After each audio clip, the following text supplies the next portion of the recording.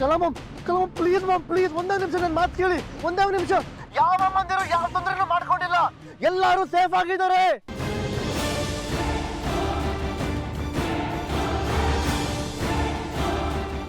ಅಂದ್ರೆ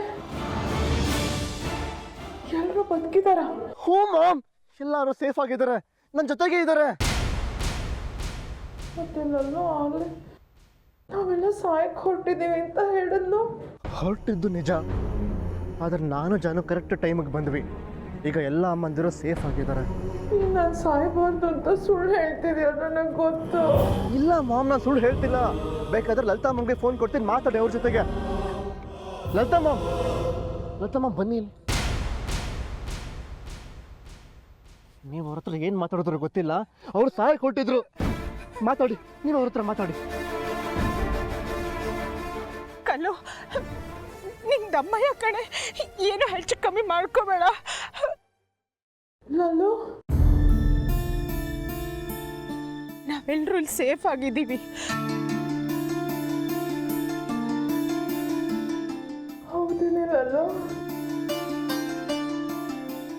ಮತ್ತೆ ಯಾಕೆ ಅವಾಗಲೇ ನಂಗೆ ಅಷ್ಟೊಂದು ಬೈದೆ?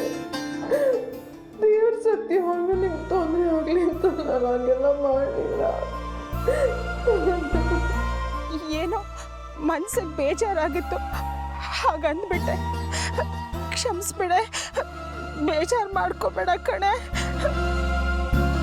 ನೀನು ನನ್ನಣೆಗೂ ಏನು ಮಾಡ್ಕೋಬಾರ್ದು. ಒಂದು ನಿಮಿಷ ಶ್ರೀ ಫೋನ್ ಕೊಡು, ಕೊಡ್ತಿದ್ದೀರ. ಕಲಾಮ, ಈಗಲಾದ್ರೂ ನಂಬಿಕೆ ಬಂತ ನಿಮಗೆ ನಾನು ಸುಳ್ಳು ಹೇಳ್ತಿಲ್ಲ ಅಂತ? ನೀವು 6 ಜನ ಅಮ್ಮಂದ್ರೆ ಇಲ್ಲದೆ ಹೋದರೆ ಈ ಶ್ರೀನಿಧಿಗೆ ಅಸ್ತಿತ್ವನೇ ಇಲ್ಲ.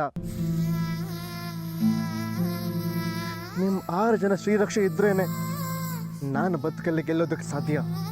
ಇನ್ಮೇಲೆ ಯಾವ ಕೆಟ್ಟ ನಿರ್ಧಾರನೂ ತಗೋಬಾರ್ದು. ಸರಿ ಕಣಶ್ರೀ,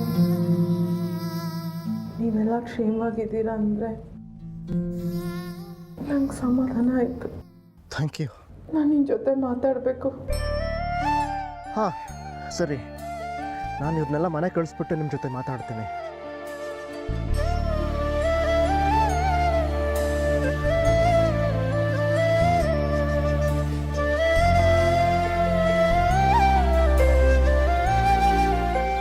ಜಾನು, ಇವ್ರನ್ನೆಲ್ಲ ಕರ್ಕೊಂಡು ನಿನ್ನ ಮನೆಗೆ ಹೊರಡು. ಕಲಾಮ ಮಧ್ಯಾಹ್ನ ಮಾತಾಡಬೇಕು ಅಂತ ಹೇಳಿದ್ದಾರೆ, ನಾನು ಅವ್ರ ಜೊತೆ ಮಾತಾಡ್ಕೊಂಡು ಬರ್ತೀನಿ. ಸರಿ ನೋಡು, ಅಮ್ಮಂದಿರೆಲ್ಲ ತುಂಬ ಸ್ಟ್ರೈನ್ ಆಗಿದ್ದಾರೆ, ಹುಷಾರಾಗಿ ಕರ್ಕೊಂಡು ಹೋಗು. ಸರಿ ಶ್ರೀ, ಬನ್ನಿ ವಾಸು.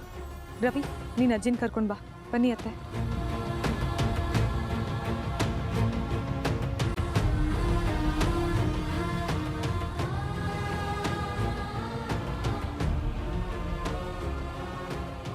ಹೇಳು ಕಲಾ.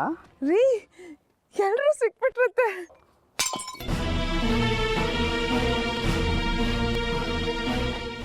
ಏನಂದೆ? ಹಾಂ, ಅತ್ತೆ, ಮಾತಕ್ಕ, ವಸು, ಲಲ್ಲು ಎಲ್ಲರೂ ಸಿಕ್ಬಿಟ್ರತ್ತೆ. ಏನು? ಅಮ್ಮ, ಅತ್ತಿಗೆ, ಹೊಸು ಎಲ್ಲರೂ ಸಿಕ್ಬಿಟ್ರಾ? ಅದನ್ನ ಹೇಳಕ್ಕೆ ಈಗ ತಾನೇ ಶ್ರೀ ಫೋನ್ ಮಾಡಿದ್ದ. ಪಾಪ, ನೀವು ಅವ್ರನ್ನೆಲ್ಲ ಹುಡ್ಕೊಂಡು ಎಲ್ಲಿ ಅಲಿತಿದ್ದೀರೋ ಏನೋ, ಅದಕ್ಕೆ ಫೋನ್ ಮಾಡಿದೆ. ಬೇಗ ಮನೆಗೆ ಬಂದ್ಬಿಡಿ. ಅವ್ರು ಸಿಕ್ಕಿದ ಖುಷಿಗೆ ಪಾಯಸದ ಅಡುಗೆ ಮಾಡ್ತಾ ಇದ್ದೀನಿ.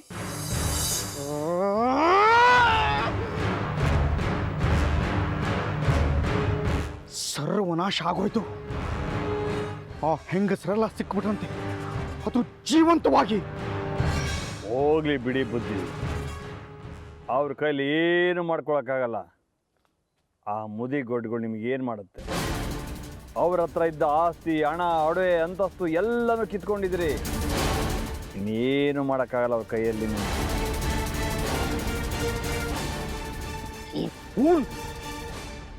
ವೈರಿನ ಅರ್ಧ ಜೀವ ಮಾಡಿ ಯಾವತ್ತೂ ಬಿಡಬಾರ್ದು.